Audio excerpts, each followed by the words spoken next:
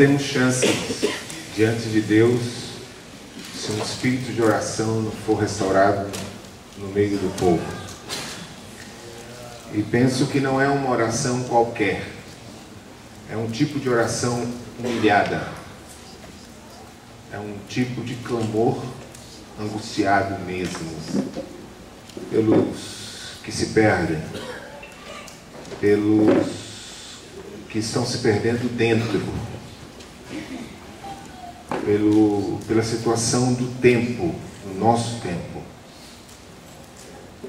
pela pressão espiritual que estamos sofrendo nesse momento, pela guerra espiritual que todos nós estamos sentindo, pela compressão espiritual que todos percebemos. Nesse momento, eu creio que um espírito de oração precisa ser restaurado à igreja.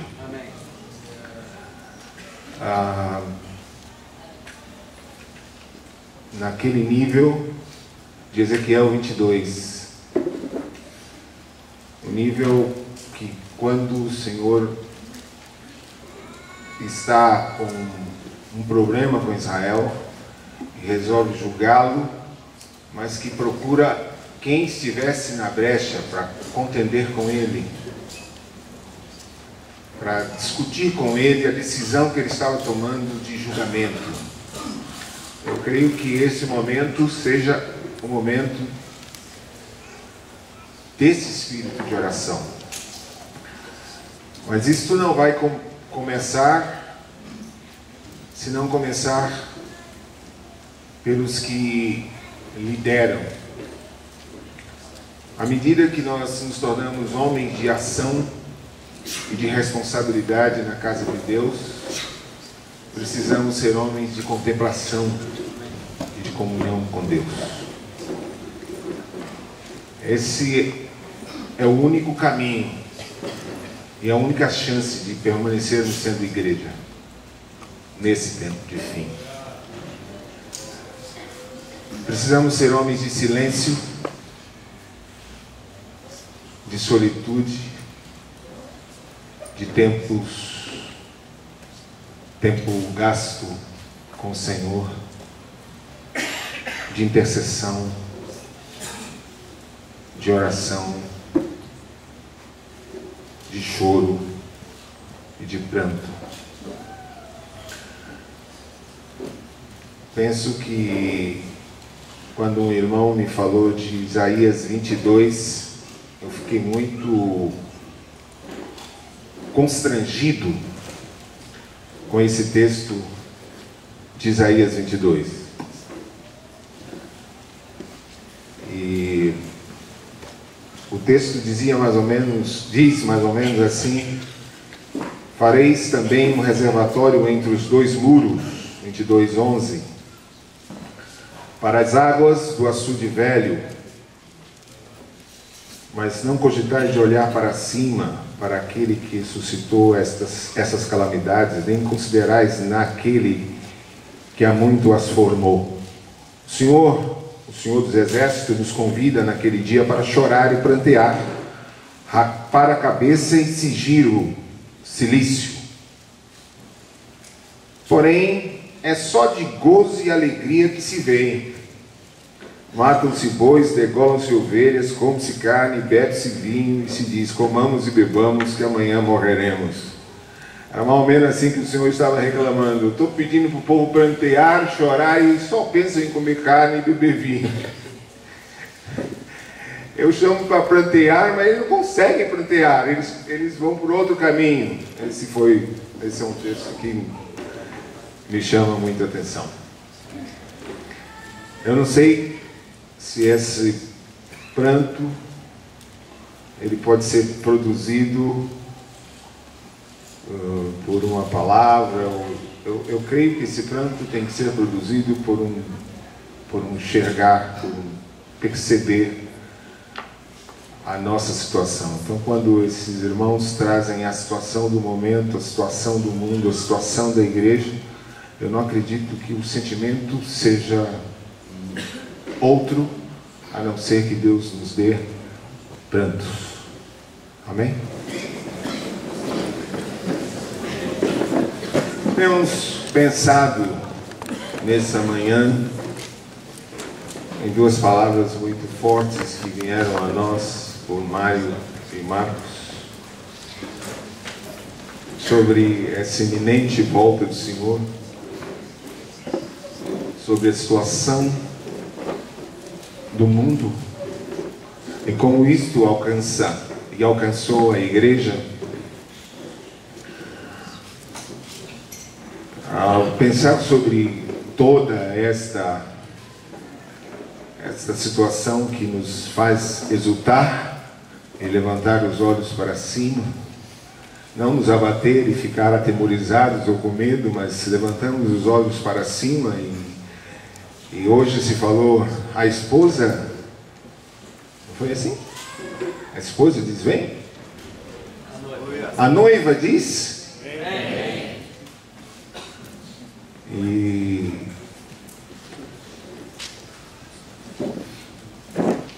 tememos dizer vem,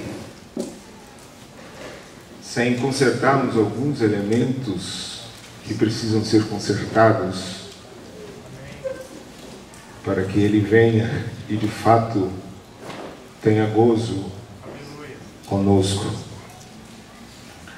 Pensamos como a reedificação dos muros de Jerusalém tem a ver conosco e como muitas coisas precisam ser resolvidas.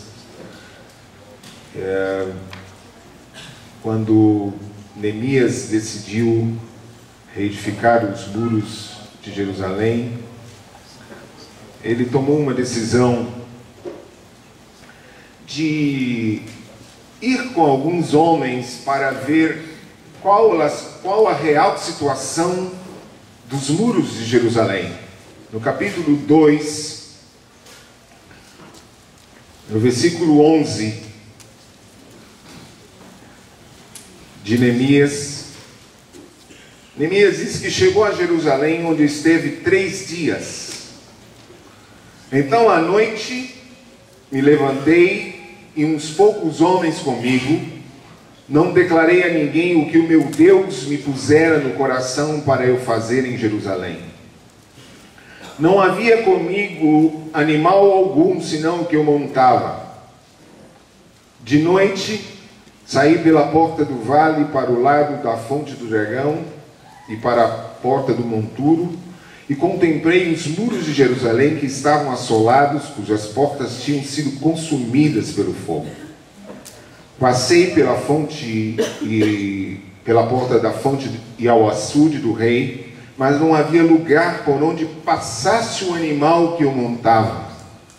Subi à noite pelo ribeiro e contemplei ainda os muros. Voltei, entrei pela porta do vale e tornei para casa. Não sabiam os magistrados onde eu fora, nem o que fazia, pois até aqui não haviam declarado coisa alguma, nem aos judeus, nem aos sacerdotes, nem aos nobres, nem aos magistrados, nem aos mais que faziam a obra.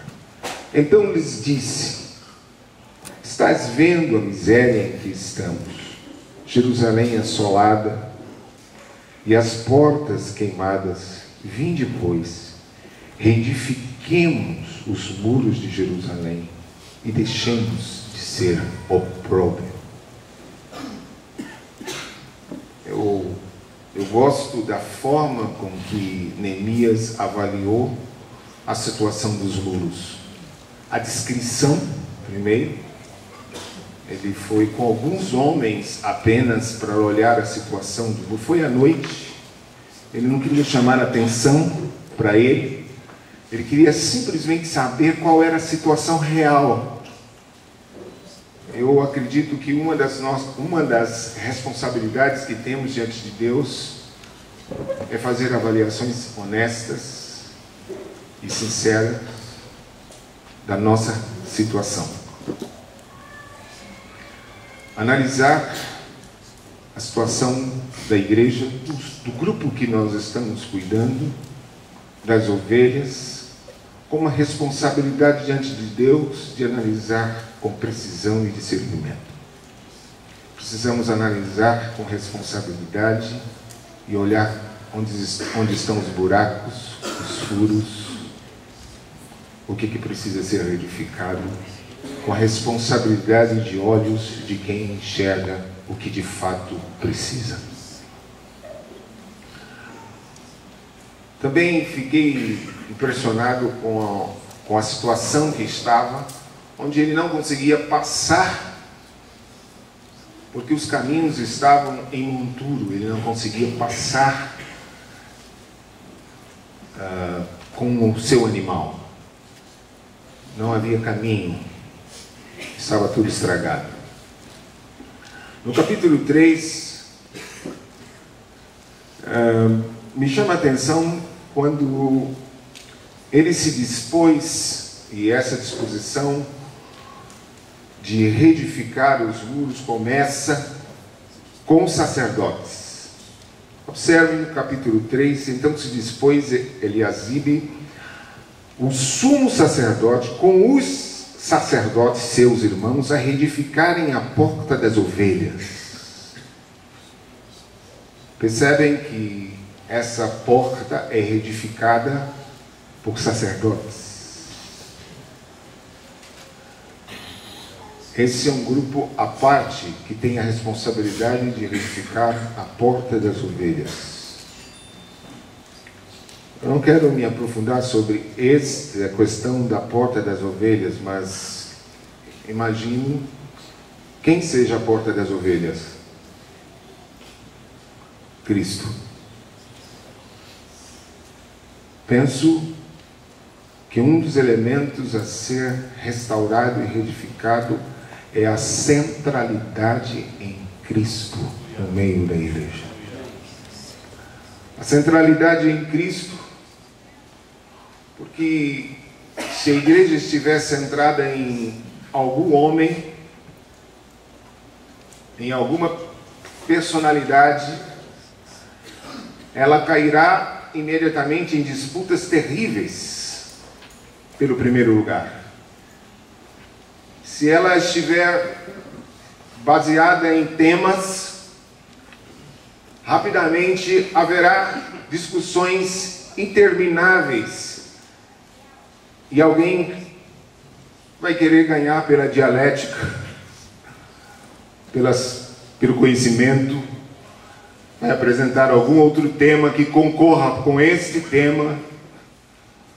Enfim, a centralidade da igreja é Cristo e precisamos restaurar essa centralidade. Ele é o ápice, ele é a base e ele é o ápice. Ele é o centro de todas as coisas. Nos reunimos por causa dele. A vida que temos é dele, a doutrina é ele, a vida é dele, ele é tudo que nós temos. Ele é a igreja, ele é o nosso fôlego. Não temos nada além dele. Gosto quando os companheiros me falam de Cristo. Gosto quando Rosival me fala de Cristo. Gosto quando Marcos me fala de Cristo. Quando Mário me fala de Cristo, porque eu penso que qualquer coisa além de Cristo na igreja sobra. Ele é tudo que temos.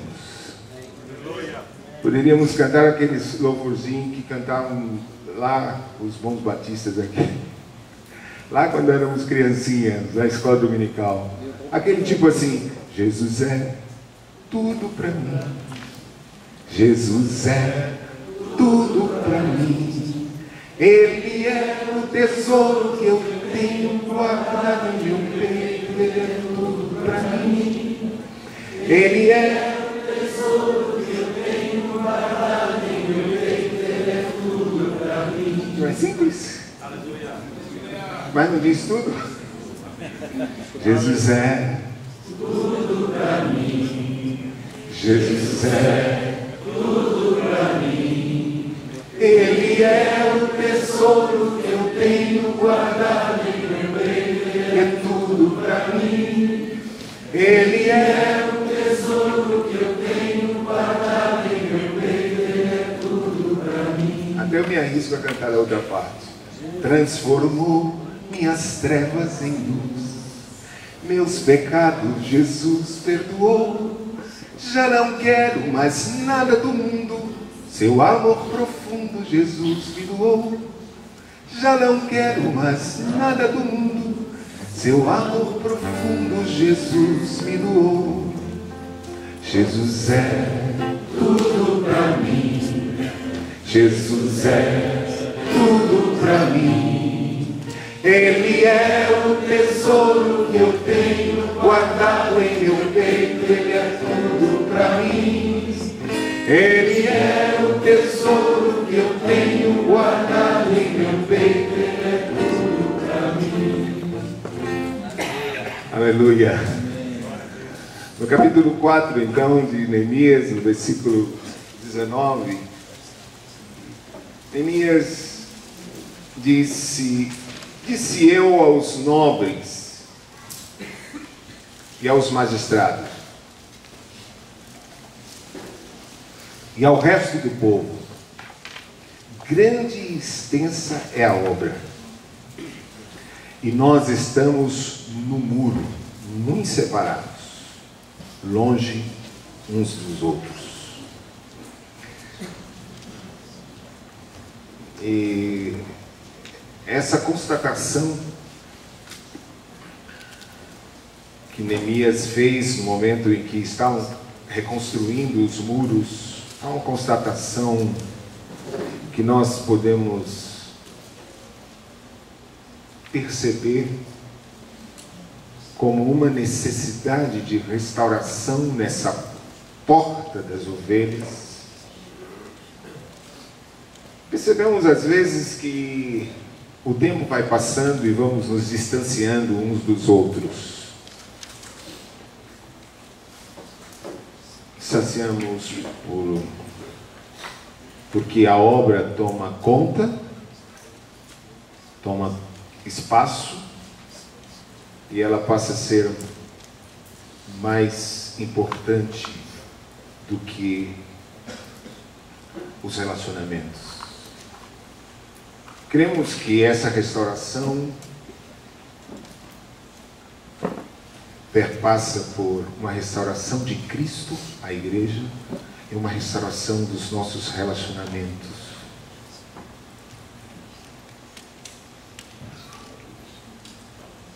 O distanciamento que nós temos uns dos outros pode ser resultado do ativismo religioso. Começamos a trabalhar tanto para Deus que não temos nem tempo para Deus, nem para os relacionamentos com os irmãos. Às vezes estamos tão atarefados que não temos nem tempo de orarmos juntos. Percebem isso? Percebem que nós, como obreiros, estamos tão atarefados na obra que, se pensarmos em orar junto com outro irmão, não temos tempo de orar, porque na realidade nós pensamos então que nosso serviço é mais importante do que um tempo de silêncio ou um tempo de oração. Vamos ser honestos entre nós pastores. É fácil orarmos juntos?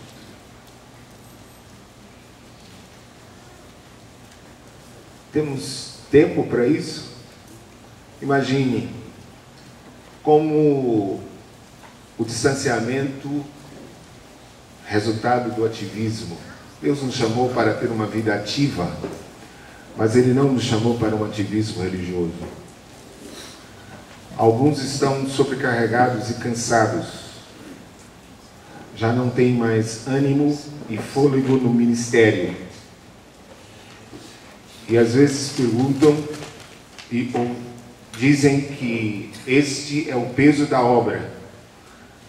Eu me arriscaria a dizer, há 30 anos nesse ministério, que esse não é o peso da obra. Esse é o peso que nós colocamos sobre os nossos ombros, que Deus não colocou.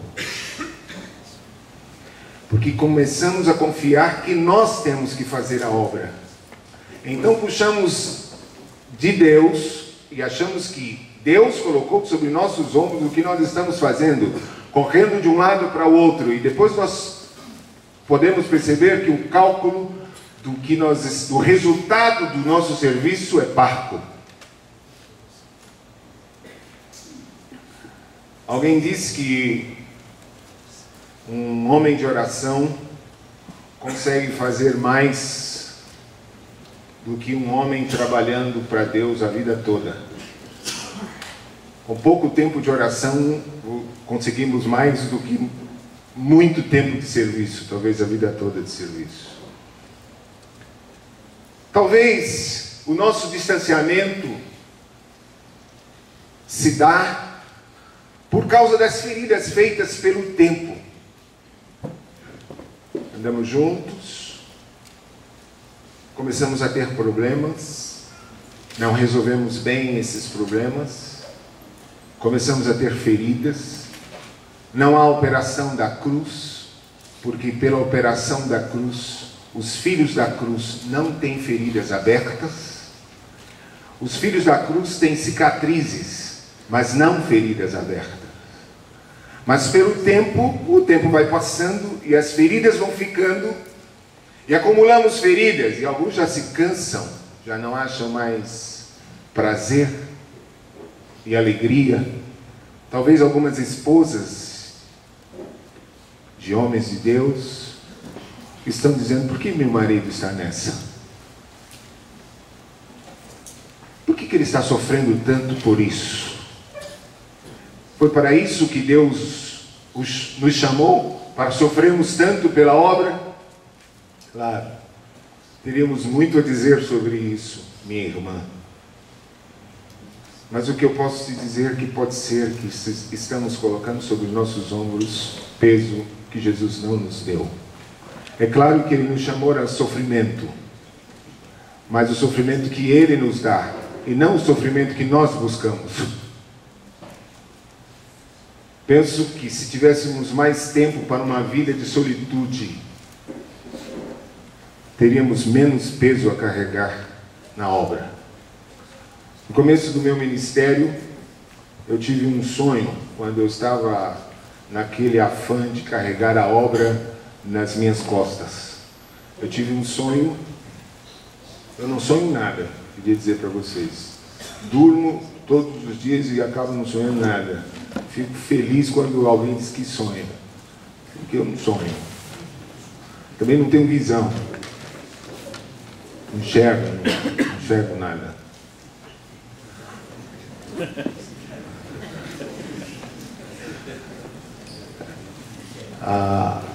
E o sonho que eu tive, os sonhos que eu tive durante a minha história, eu sei todos quase. E esse é um deles. Eu sonhava que eu estava num lugar que era uma estrada estreita, com pedras lisas, e havia despenhadeiro, e eu estava conduzindo um burro, um animal, com uma carga de sal muito alta, e o burro balançava, o animal balançava com aquela carga amarrada, e ele balançava. Eu pensava que ele ia cair num despenhadeiro, então eu me meti debaixo do burro. E eu empurrava o burro com sal, com a carga. E eu me esforçava debaixo do animal. E quando eu acordei, eu estava molhado de suor, a cama virada aos avessos, e meu coração estava para explodir. E como o Senhor dizia assim para mim: você não vai conseguir, sai debaixo do burro, sai debaixo do animal, a carga não é sua, deixa o Espírito Santo levar a igreja. Alguém, disse que um pastor perguntou para Deus: o que eu faço para que a igreja ande? E depois de orar muito, segundo ele, Deus respondeu. E Deus diz a ele: sai da minha frente.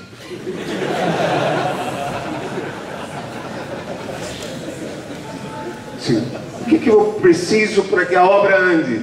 O Senhor diz: sai da minha frente. É só isso que você precisa fazer.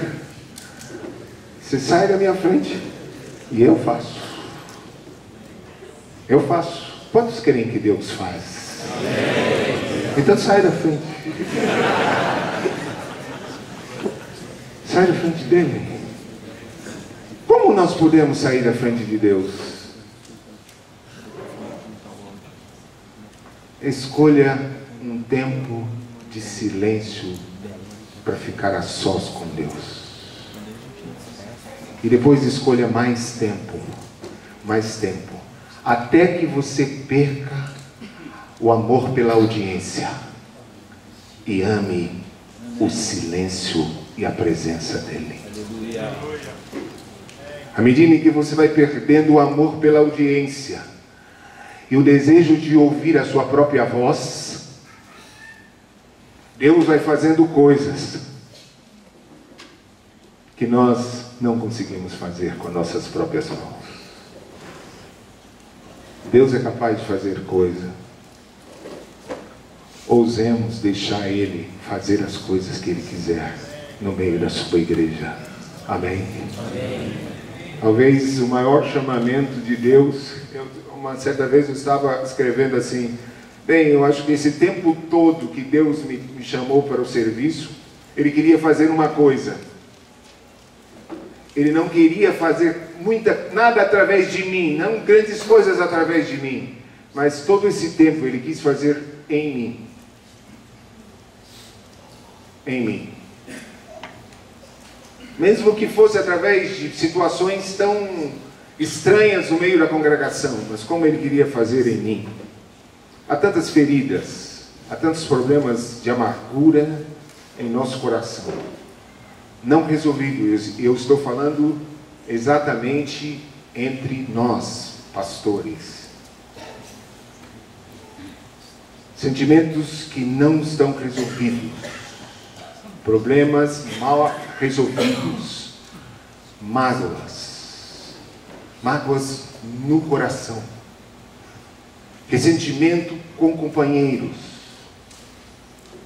Por dificuldades que tivemos uns com os outros. Dificuldade de perdoar e de liberar plenamente. Um dos problemas, uma causa do nosso distanciamento uns dos outros, também pode ser os clãs que se multiplicam no meio da igreja.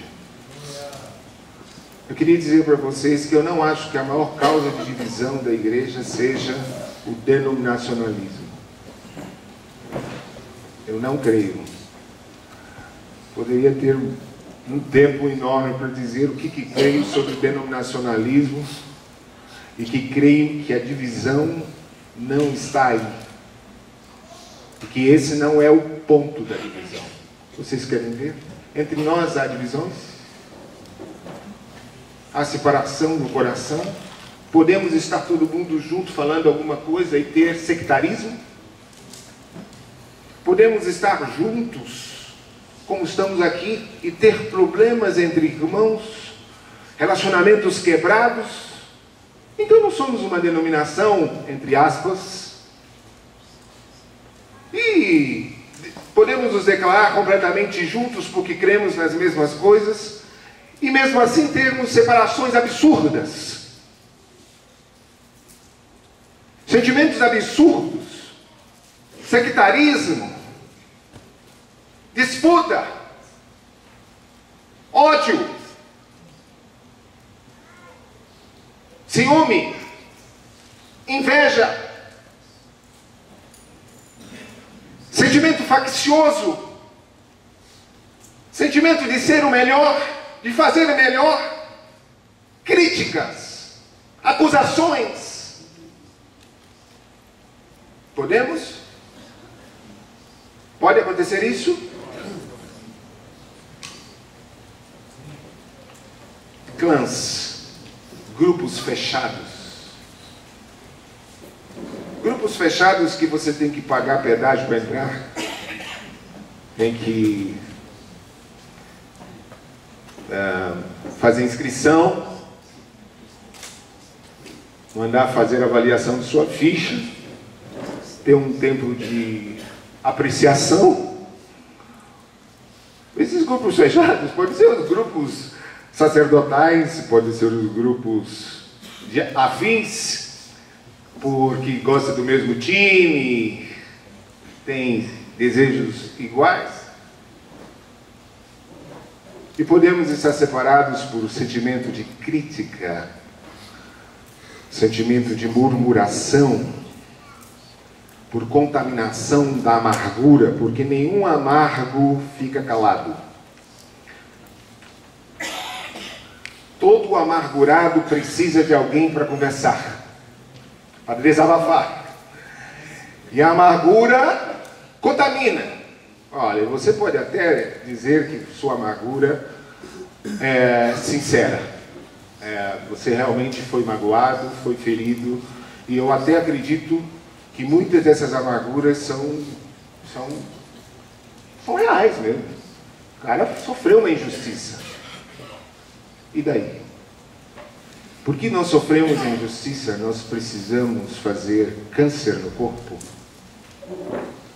Porque nós sofremos injustiça, nós precisamos aglutinar pessoas para matar o corpo. Não tem algo que mate mais o corpo do que câncer.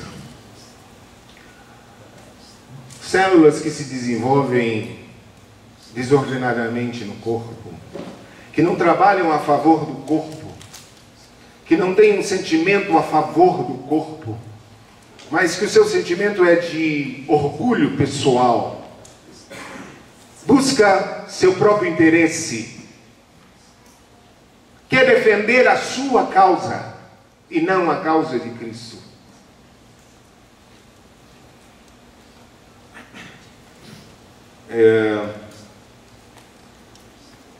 Podemos estar separados por uma atitude divisiva no coração. Alguns, e não pensem, irmãos, se nós formos analisar Judas 11, um dos caminhos que Judas fala é o caminho de Corá. Lembram?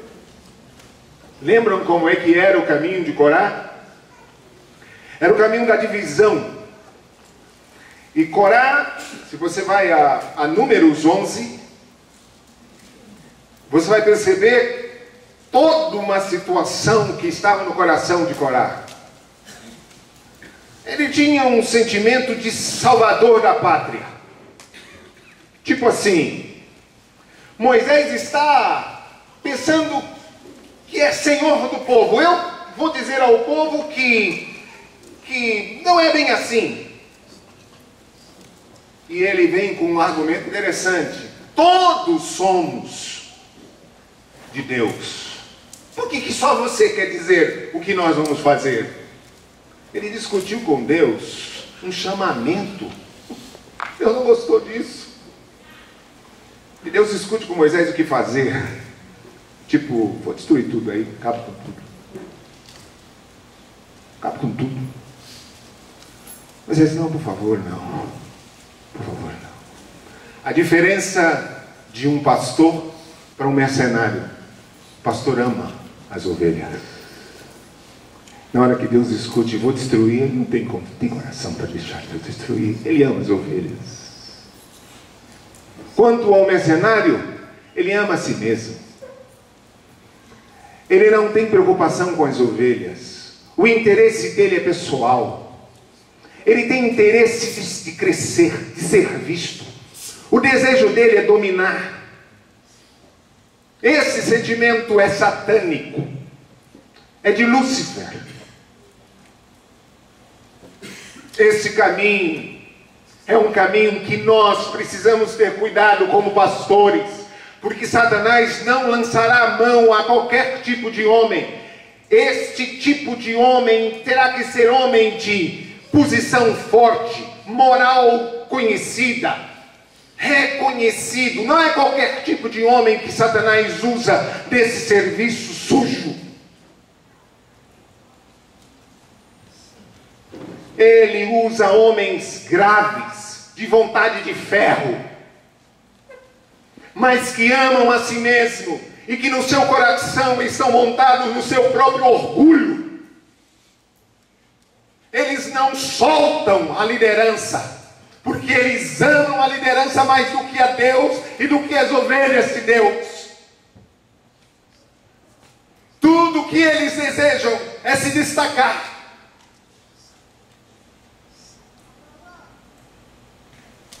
Nunca eles vão para o fim da fila, nunca.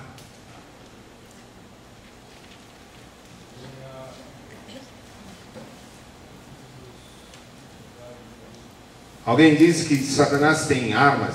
Esse que diz que Satanás tem algumas armas, diz que viu, teve visão. Eu vou na visão dele. Acusação,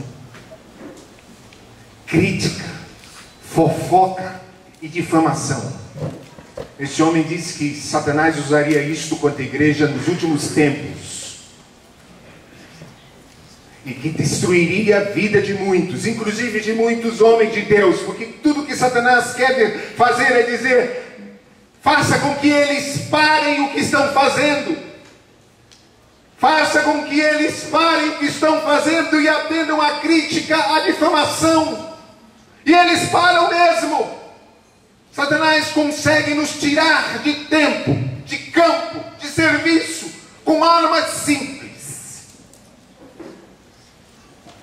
Simples.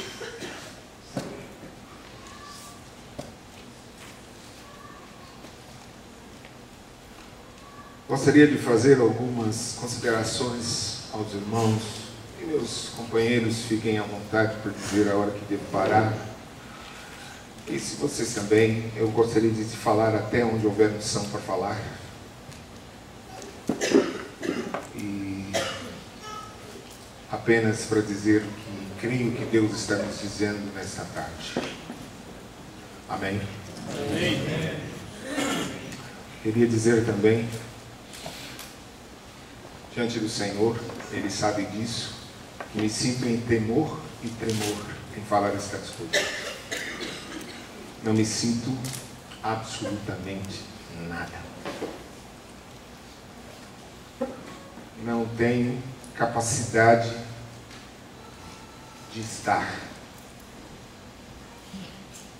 O que creio é que Ele é bom e a sua misericórdia dura para sempre. E pelos méritos de Cristo estou aqui. Não por meus, nem para falar para os meus irmãos, meus amados irmãos, meus pastores, a quem eu tenho entregue a minha vida e respeito. O que eu creio é naquela parábola do Pai amoroso, aquela parábola que Jesus fala do Pai amoroso, lembram? Lembram daquela parábola do Pai amoroso? Sabe qual é a parábola? Qual? Ah, do filho pródigo. Todo mundo fala do filho pródigo, da parábola do filho pródigo. Todo mundo fala do filho pródigo, mas por que não lembra que o pai foi tão amoroso que recebeu aquele filho, amou, lhe deu anéis e recebeu um indigno? Ele é um pai amoroso. Amém? Amém. Ele é pai amoroso. Ele é pai amoroso. Ele é pai amoroso. Ele é pai amoroso. Aleluia. Quantos não percebem que Ele é um pai amoroso? Pensem. Talvez uma das mais fortes descobertas que fiz na Bíblia. Observe. Observe. Vocês vão rir de mim. Uma das maiores descobertas que eu fiz na Bíblia, capítulo 17 de João. Vocês vão rir de mim, eu gostaria que vocês rissem. Eu estava lendo as Escrituras em João 17,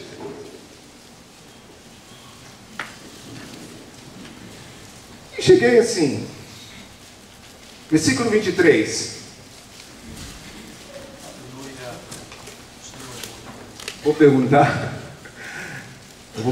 como pergunta Mário. Vocês estão comigo? Ainda? Acordaram? Amém? Estamos juntos. Então vamos lá, ó. Eu neles e tu em mim, a fim de que sejam aperfeiçoados na unidade, para que o mundo conheça que tu me enviastes. Pensa que todo o tempo da minha vida eu parava nesse versículo aí, até que eu consegui ler o versículo mais. E os amastes como amaste a mim. E eu pensei, como assim? Como assim?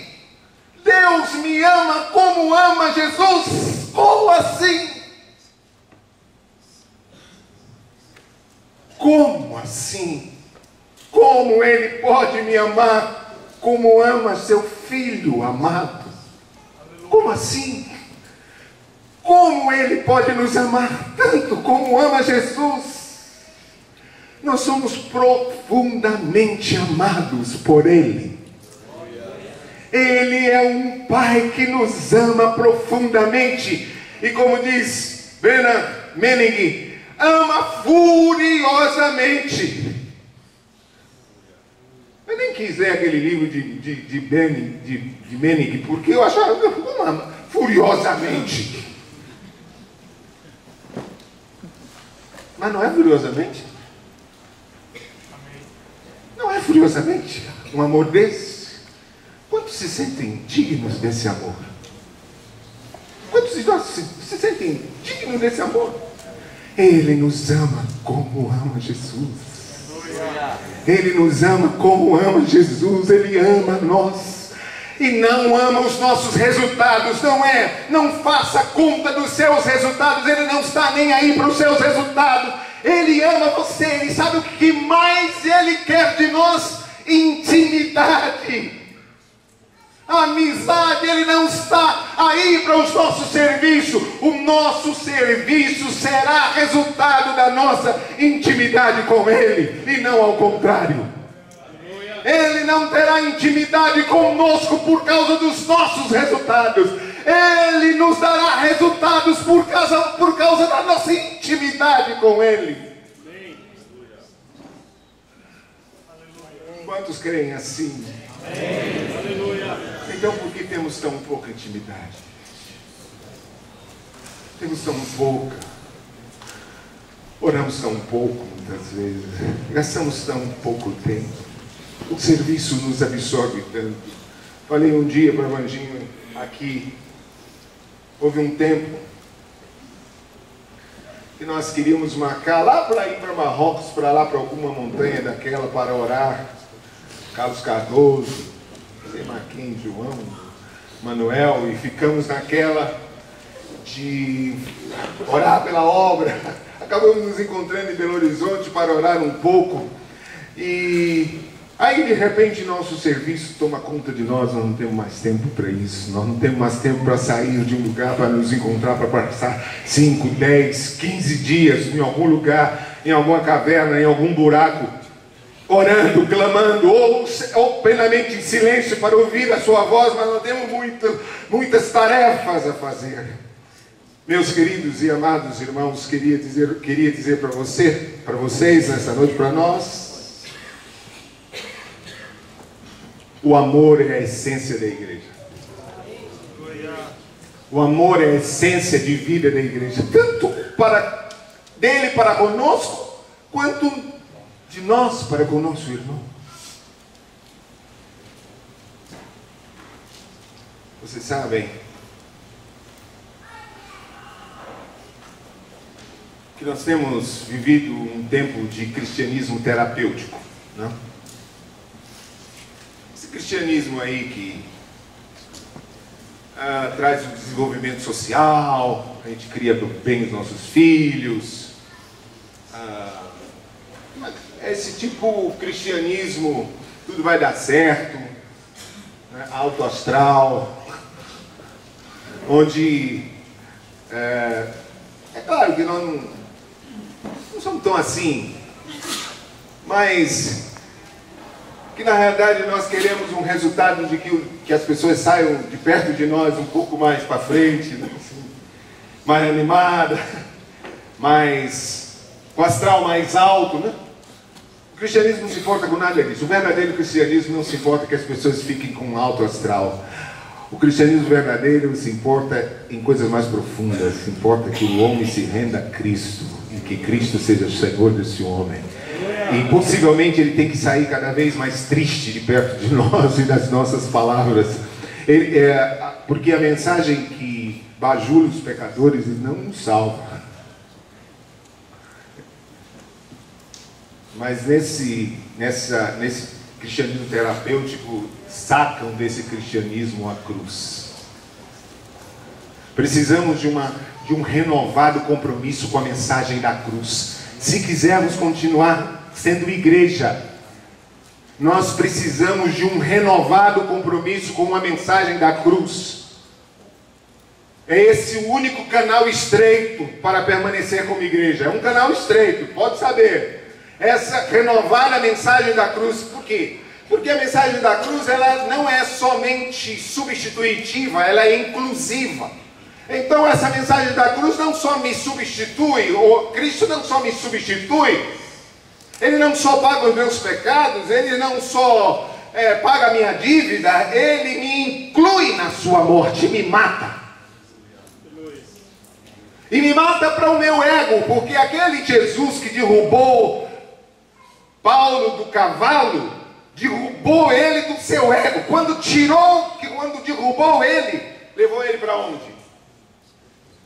Para onde? Levou ele para o deserto da Arábia. Não levou ele para a audiência. Ele queria fazer um trabalho com Paulo. Tirar a necessidade de audiência, de ser aplaudido. A cruz combate o ego. Porque o evangelho do louvor pode gerar uma praga. A praga do orgulho espiritual. O orgulho espiritual é aquele que Deus odeia. Deus odeia. Antigamente eu ficava dizendo assim, eu não sei se é verdade, não sei se é verdade. Eu acho que é. Não sei. Sinceramente eu não sei. Deus prefere. Alguém me disse isso, eu não sei se é tudo isso, mas eu acho que sim.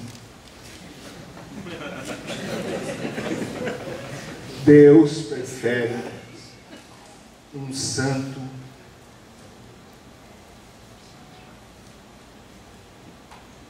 Deus prefere um pecador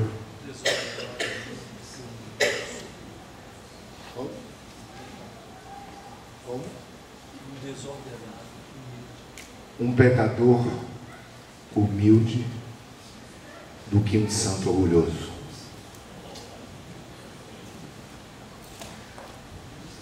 Não sei, eu não posso ficar aqui dizendo que eu tenho intimidade com Deus, que Ele me fala aos ouvidos todo dia.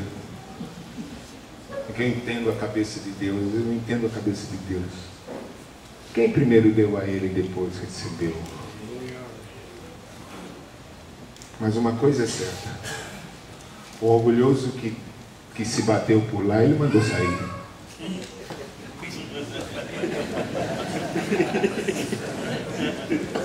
Ele disse, aqui não dá. E não dá para você, e não dá para todos que você contaminou. Porque um orgulhoso na liderança, ele é terrivelmente perigoso. Ele contamina. Ele contamina quando ele destaca os erros dos outros e apresenta soluções que são dele.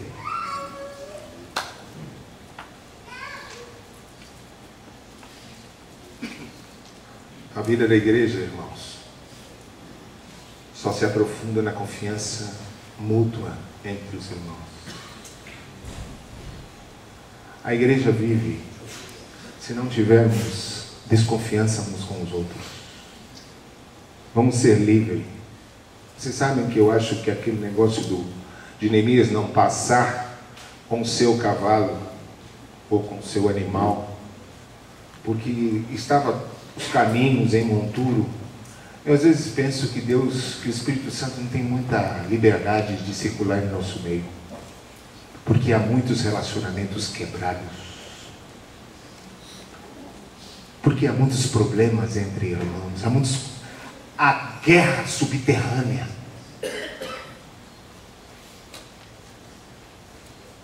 Existem guerras subterrâneas, coisas que não são vistas, indiferença, atitude de rejeição, de ódio, ódio com suas facetas. Eu não gostaria de que isso nos trouxesse peso de acusação. Mas há dois sentimentos advindos do amor: de pertencer ao outro e o desejo que o outro vá mais longe. Porque o amor é paciente, correto? O amor é prestativo, correto? O amor não é invejoso. O amor não se ostenta. O amor não enche em orgulho. Não faz nada de inconveniente. Não procura seu próprio interesse. Não se irrita. Não guarda rancor. Não se alegra com injustiça. É preciso muitas mortes para se encontrar esse amor, tá? Agora ficar tranquilos que quando nós lemos isso, nós pensamos assim, então vai.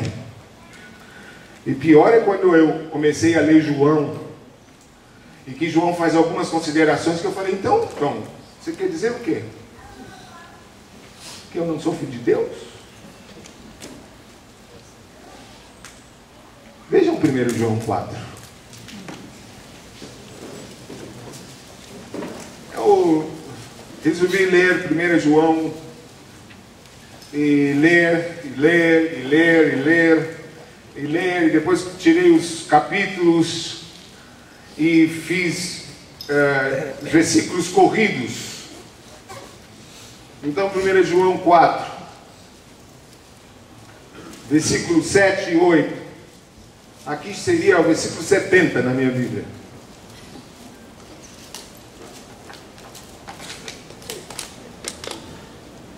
Aí João diz assim: amados, amemo-nos uns aos outros, porque o amor procede de Deus, e todo aquele que ama é nascido de Deus e conhece a Deus, e aquele que não ama não conhece a Deus, pois Deus é amor. Não, João. Eu estava até achando que João era o apóstolo do amor. Quando eu li isso, não, você não é o apóstolo do amor, João. Como você está dizendo que aqui? Sabe o que João está dizendo? Que se você não ama, você não é nascido de Deus. É isso que ele está dizendo. E Paulo define o que é amor. E Paulo diz que o amor é paciente, é prestativo, não é invejoso, não se ostenta, não incha em orgulho, não faz nada de inconveniente, não procura seu próprio interesse, não se irrita.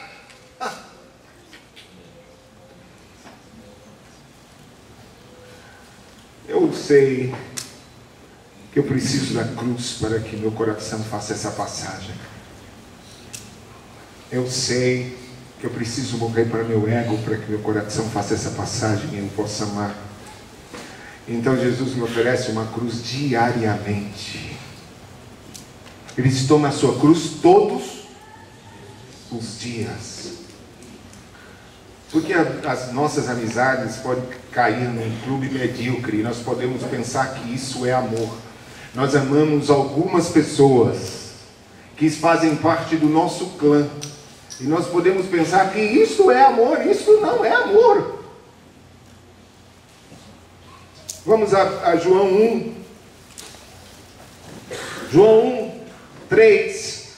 O que temos visto e ouvido anunciamos também a vós outros, para que vós igualmente mantenhais comunhão conosco. Ora, nossa comunhão é com o Pai e com o Filho Jesus Cristo. Irmãos, não podemos, 1 João 1, 3 e 4, não podemos nos conformar com uma vida de igreja onde os nossos relacionamentos são mera camaradagem. Não podemos nos conformar com isso, que os nossos relacionamentos são baseados em gostos afins. Eu gosto disto, então eu me relaciono com quem gosta disto. Os nossos relacionamentos no corpo de Cristo se baseiam na comunhão do Pai, na comunhão do Filho e na comunhão do Espírito Santo. Nossos relacionamentos não se baseiam em gostos, não se baseiam em gostar do mesmo time, das mesmas coisas, da mesma comida, sei lá o que. Nossos relacionamentos se baseiam no sangue do Cordeiro. Somos filhos do mesmo Pai por causa do sangue do Cordeiro. Não importa o que o irmão gosta ou deixe de gostar, nós somos um em Cristo Jesus. E o amor de Deus é derramado em nossos corações através do Espírito Santo que nos foi dado. Não são por gostos humanos.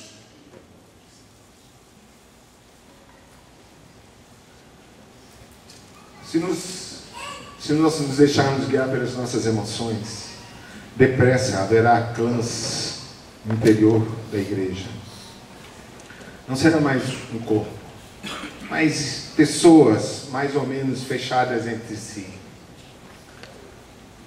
Não é difícil encontrar grupos fechados no meio da congregação, de jovens, sei lá o que. É claro que a gente tem medo, foge. Efésios 4, conhecido o texto. Efésios 4, 1.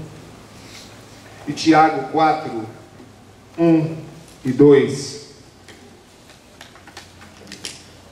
Efésios 4, 1 a 6 diz: rogo-vos, pois eu, prisioneiro do Senhor, que andeis de modo digno da vocação que foste chamado, com toda humildade, mansidão, com longanimidade, suportando-vos uns aos outros em amor, esforçando-vos diligentemente por preservar a unidade do Espírito no vínculo da paz.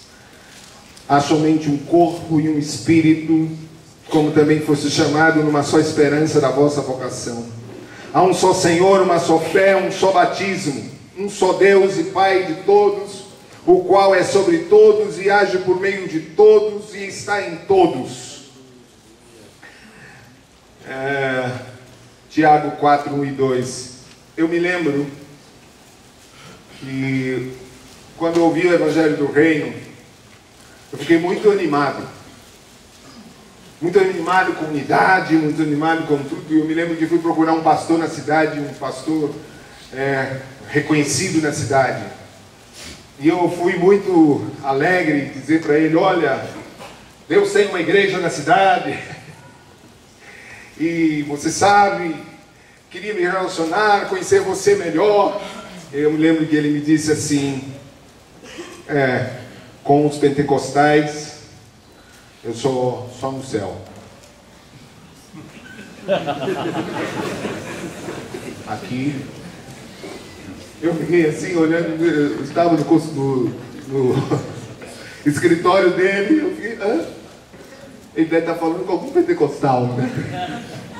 Eu não sou pentecostal, mas eu pensei, comigo. Ele está falando comigo. Que só no céu. Tudo bem. Será que não tem alguém que nós olhamos e dizemos: só no céu eu vou me relacionar com ele? Será que tem? Então, se tem, tira seu cavalinho da chuva. No céu você não vai.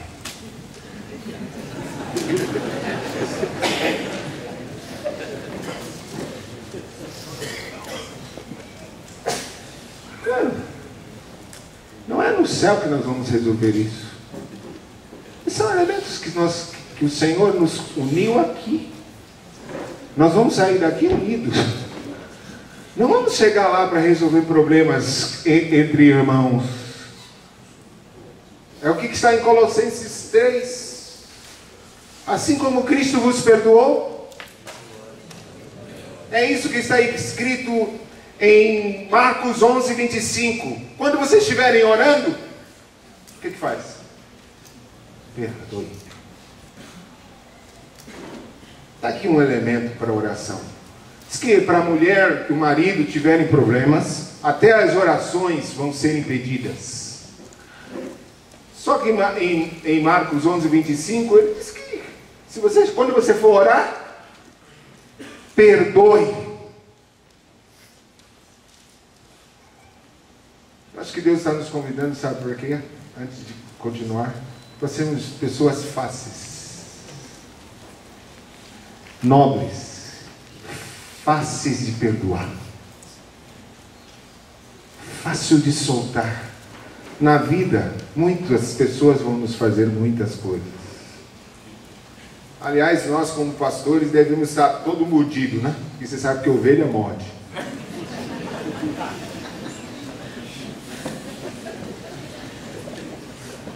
Uma certa vez eu fui tratar com uma irmã e ela começou a ficar nervosa e começou a dizer coisas. Eu falei para ela: você vai me morder?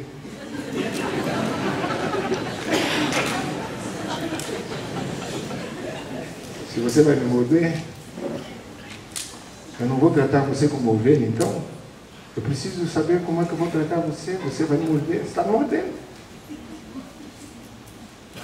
Você é ovelha de Cristo. Estou tratando com você. Você está mordendo. Mordendo quem está cuidando. O que eu quero? Quero ser o melhor. Eu preciso morder. Mas nós não temos ferida aberta. A cruz cicatriza. Nós temos cicatrizes. Vou dizer assim: essa aqui foi Ana. Essa aqui foi José. Essa aqui... Não.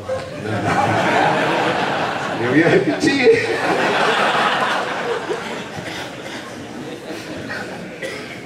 Ana, vai empolgando aí. Essa aqui foi Mário. Eu ia que foi Mário.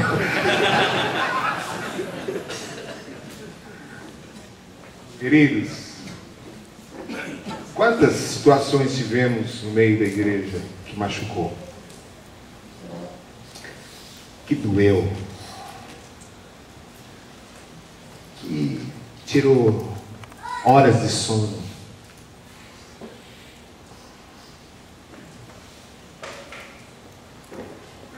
Perdoe. Falar isso para pastores? Certamente. Eu vou insistir em dizer: perdoe. Amém? Amém. Perdoe. Perdoe. Perdoe. Amém? Amém? Perdoe. Não retalie. Não traga retaliação porque te fizeram algo. Trate a ovelha como ovelha de Jesus. Deixe que Deus julgue esta ovelha, mas você não julgue a ovelha. Lembro-me de um dia que fui a uma mulher que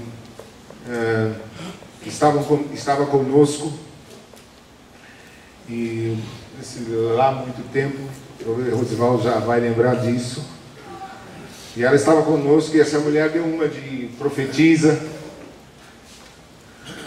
e começou a criar uma confusão, e chamou algumas mulheres, e aquele esquema era um esquema de divisão na igreja. E nós naquela época orávamos mais, né, Oswaldo? 5 horas da manhã, estava todo mundo lá de joelho, com a cara no chão. Aí o vizinho perguntava: o que faz essas mulheres aí com essa cara no chão, fica com a poupança para cima? Ele disse: ora. E nós orávamos mais um pouco. E eu fui conversar com essa mulher.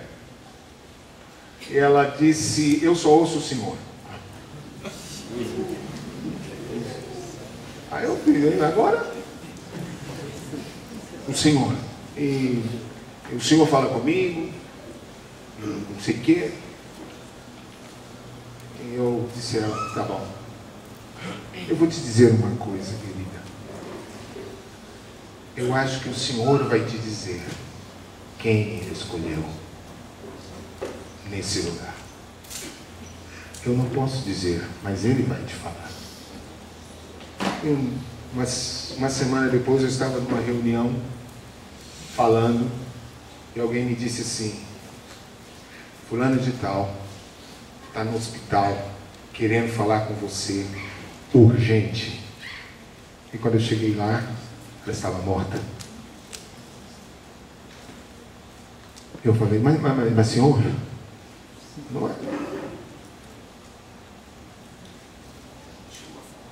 Ela chegou a falar, ela conseguiu falar com Rosival. Uma noite, no dia seguinte deu entrada no hospital.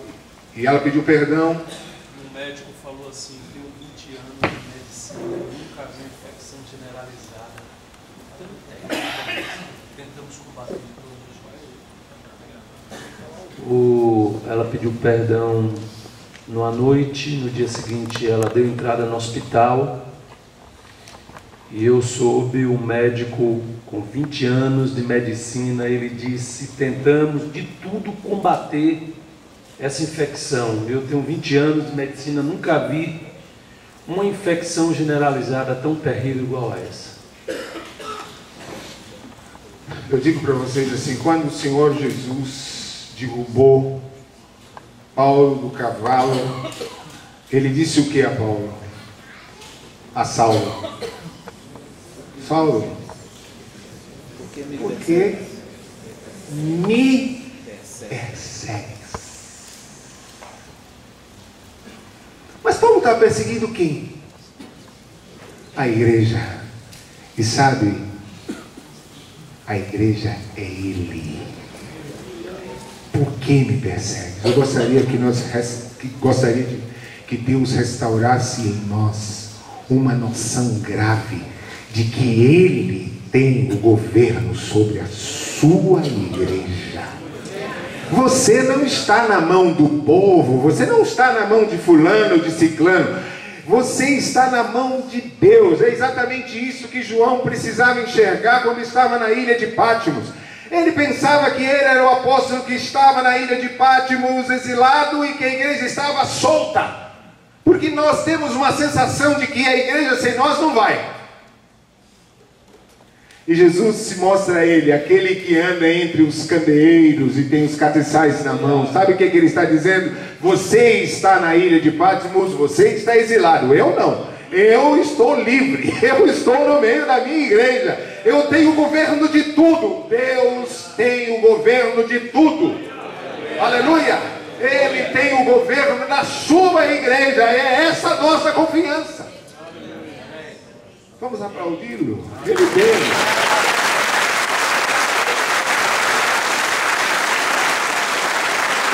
Ele tem o governo dele. O governo é somente dele. O negócio é que a gente pensa que dividimos com ele alguma coisa, que de repente nós somos muito importantes, e aí começamos a sofrer demais, carregar demais o peso que Ele não nos colocou. Tiago 4. Eu vou partir para tentar acabar, terminar. Vamos dizer assim: de onde procedem as guerras e as contendas que há entre vós? De onde senão dos prazeres que militam na vossa carne? De onde senão dos prazeres que militam na vossa carne? Cobiçais e nada tendes, matais e invejais e nada podeis obter. Viveis a lutar e a fazer guerras, nada tendes, porque não pedis. E pedis e não recebeis, porque pedis mal para esbanjar em vossos prazeres. O tempo vai passando e a gente vai conseguindo entender. Vamos descobrir de onde vêm os conflitos. Os conflitos. os conflitos no coração dos seres humanos, as angústias e os sofrimentos internos. Sabe de onde vem? Vêm essas guerras?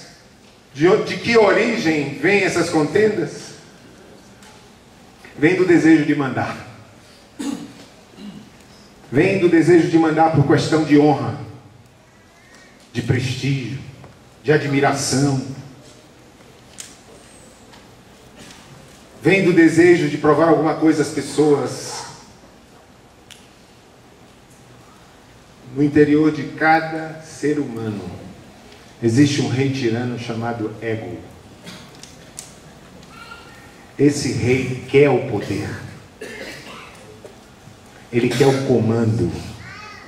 Ele quer o prestígio. Ele se agarra à necessidade de dominar, de ser superior. Ele teme a crítica. Ele quer controle. Ele quer sempre ter razão. Ele quer ganhar a discussão no argumento. Ele quer que nossas ideias prevaleçam. Essas tendências podem ter máscara de virtude, de espiritualidade. A rivalidade ou o ciúme se desenvolve dentro de nós. A necessidade de admiração é uma força terrível de destruição. Podemos disputar a admiração com a nossa esposa, inclusive, a admiração do nosso filho, dos filhos. Podemos disputar a admiração com os companheiros. Podemos disputar, mas isso pode não ser visto, isso pode ser subterrâneo. E você sabe que é uma das coisas mais difíceis de confessar. Podemos confessar coisas absurdas, mas às vezes é difícil dizer assim: eu ciumei, eu tive inveja, eu desejei, eu disputei com você no meu coração. Difícil, não?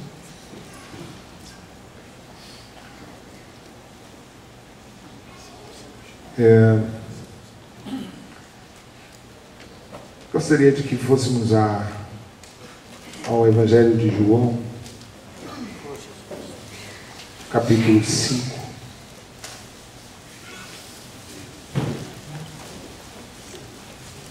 Versículo 34.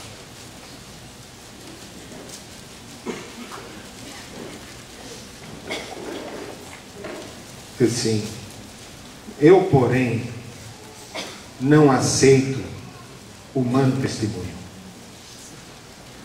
Versículo 34. Digo-vos, entretanto,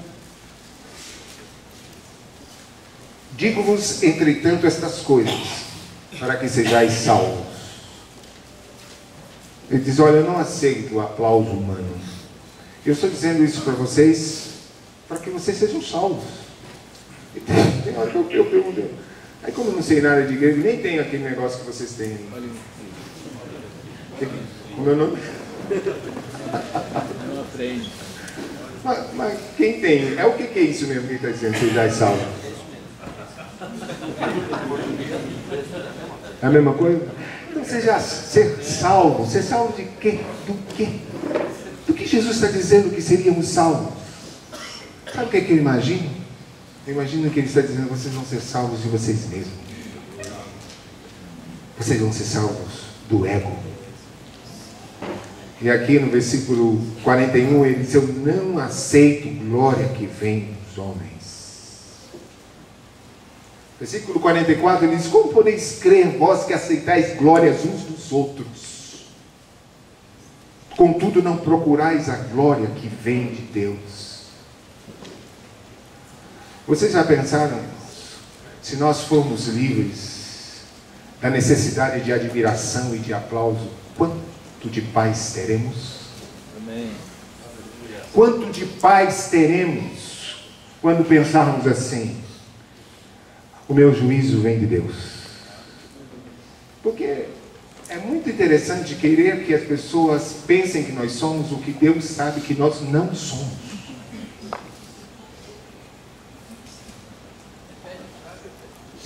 Querer que as pessoas pensem que nós somos o que Deus sabe que nós não somos. Por quem nós seremos julgados?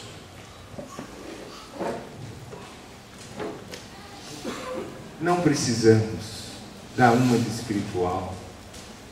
Não precisamos criar imagem para ninguém. Não precisamos sustentar uma imagem para as pessoas. Que nós sabemos que Deus sabe que nós não somos aquilo que estamos apresentando.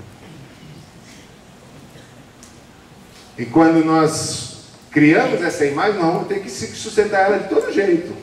Escorar ela. Quando ela começar a despencar, nós começamos a mentir. Porque quando ela começa a despencar, o que nós vamos fazer então? Escorar. Temos que pôr escora para que todo mundo mantenha nos vendo como nós apresentamos que somos. Sabe o que nós somos, gente?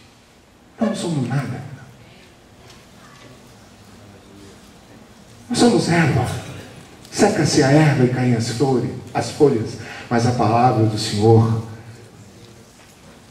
é para sempre. Sabe o que nós somos? O que as pessoas... Olha, quem está falando aqui é um homem que Deus tem tido muito trabalho.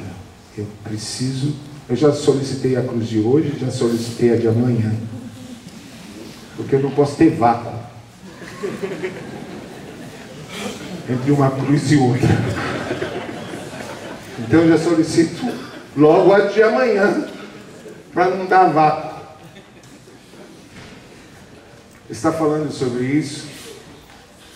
Eu poderia dizer o que Deus disse para São Francisco. História. Que ele falou assim: Senhor, mas tem outra pessoa melhor que eu para fazer isso. E o Senhor disse: eu sei. É porque eu vou usar você, porque quando as pessoas olharem para você e ver o que eu fiz, o que está fazendo, as pessoas vão dar glória a mim, porque sabem que não foi nada de você. Precisamos de homens livres, pastores livres, sem desejo de aparecer, de ser notado, de ser visto, de ser destacado, de ser reconhecido, que não disputa com nenhum dos seus companheiros, que estará onde Deus o colocar, seja no vale, seja no ápice. Se estiver no ápice, não se gloria, e se estiver no vale, não murmura. O vale será levado como um lugar de glória, e passando pelo vale de Baca, faz dele um manancial, diz o Salmo 84. Passando pelo vale árido, lá no vale, o que aquele que está no vale diz? Glória ao Senhor. Glória ao Senhor. E quem está no ápice? Fala o quê? Glória ao Senhor. A Ele seja dada glória na igreja para sempre. A Ele seja dada a honra, a glória e o louvor. Tudo o que temos é dele. A igreja é dele, os discípulos são dele. Os dons são dele. A glória é dele. E nos escondemos e nos gloriamos na sua cruz. Se somos abatidos pelo Senhor. Nunca diga que alguém te abateu. Nunca. Davi, o homem que diz ser segundo o coração de Deus, lembra quando Simei resolveu xingá-lo? E que um dos valentes disse: mata esse homem rapidinho, corta o pescoço dele, isso é um cão. Davi é um homem de guerra. E Davi disse: não, deixa. É Deus que está fazendo isso. Deixa ele falar. Deixa ele fazer. Isso sossega a alma. Não é o homem que faz. Você está na mão de Deus. Seu ministério está na mão de Deus. Não o ame mais do que a Deus. Deus pode te abater. E possivelmente Ele vai nos ensinar coisas grandes, nos abatendo. Ou Ele pode nos colocar no ponto mais alto. Não importa, a glória é só dEle. É Ele que está fazendo. É para Ele que nós servimos. Essa é a conformação da cruz. É isto que nos traz paz. Aleluia. Essa paz que sinto em minha alma não é porque tudo me vai bem. Essa paz que nós sentimos é porque servimos ao Senhor, que controla todas as coisas. Controla a nossa vida. Tem tempo. Eu não sei o que é deixar de dormir por causa de problemas. Eu dormi por outras razões. Mas sempre fui um homem ansioso que... Lembro-me se alguém dissesse para mim: olha, fulano falou mal de você assim, assim, assim, assim. Eu quero então me defender. Quero mostrar que eu tenho razão. Até que um dia o Senhor claramente me falou: o morto tem paz, Eliseu. Sabe o que você não tem paz? Porque você é um homem vivo. Você precisa morrer. Você precisa solicitar minha cruz, a cruz, e morrer para que você tenha paz. Aí esses dias conversando com o Marcos estava conversando uns negócios comigo e tal. Aí eu pensei: vou testar se eu vou dormir ou não vou dormir. Aí eu dormi. Aí quando eu dormi eu pensei assim: puxa, então a cruz funciona mesmo, hein? Aleluia. Ela diz assim: você não precisa se defender de nada. Eu sou a sua defesa. Você não precisa brigar pela sua imagem. Eu defendo. Ou não. Ou não. Ele não é obrigado a defender a nossa imagem, ou é? Com certeza não. Nós somos para a glória dele. Amém. Quando somos mortos, temos paz. Olhei no Novo Testamento, quantas vezes se fala de paz, fiquei abismado. Teve um dia que eu fiz um encontro caseiro só para falar de paz, porque olhei, o Deus é Deus da paz, Jesus é da paz, Ele saudava com a paz e deixa-nos a paz e tem paz. Temos paz. Amém. Temos paz uns com os outros. Amém. Aleluia. E Ele diz: estende paz uns com os outros. Aleluia.